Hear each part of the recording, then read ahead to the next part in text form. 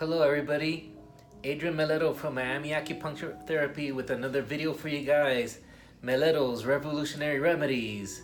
And today we're going to talk about bone spurs and how acupuncture and oriental medicine can help with bone spurs.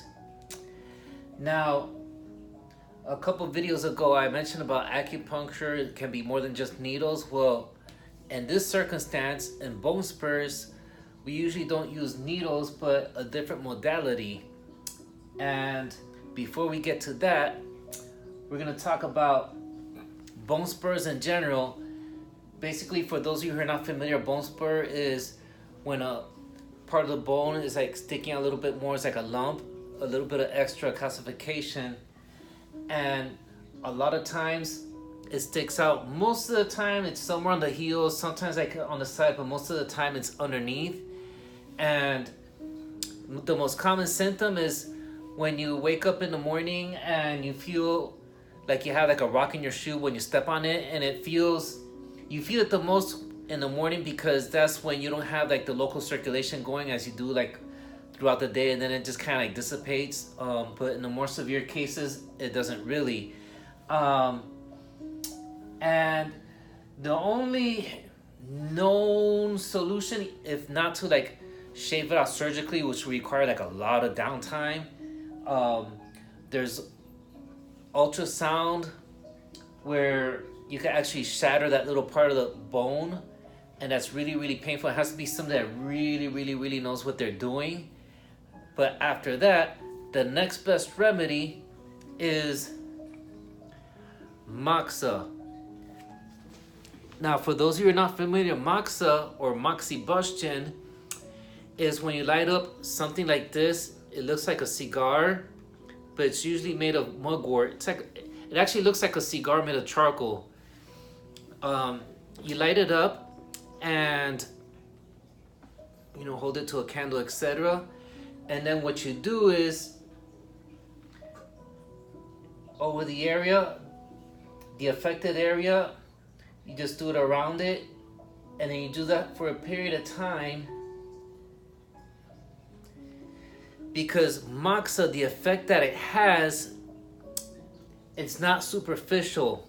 It's not like an infrared or a heating pad or anything like that where it's superficial. That doesn't really work. What the moxa does, it really has a penetrating effect in a very like pinpoint fashion. And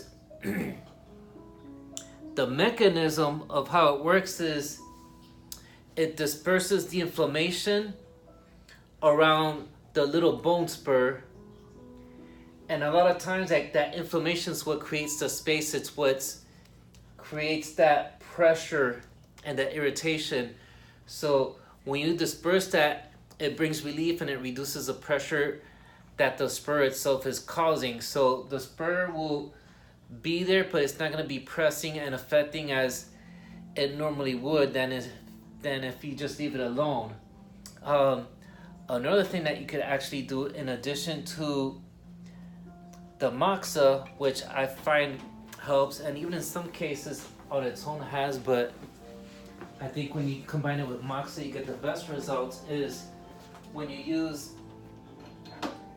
the accutron and the probes, and you just kind of try and get like underneath it and just stimulate around it, and that also helps disperse the inflammation as well.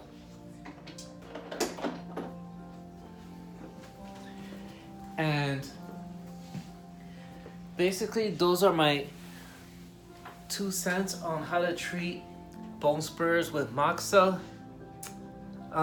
Speaking of moxa, another thing that this is really good for is softening up and breaking scar tissue. Usually like anything that's like post-surgical or post-injury. Let me put this out. Smoke everywhere.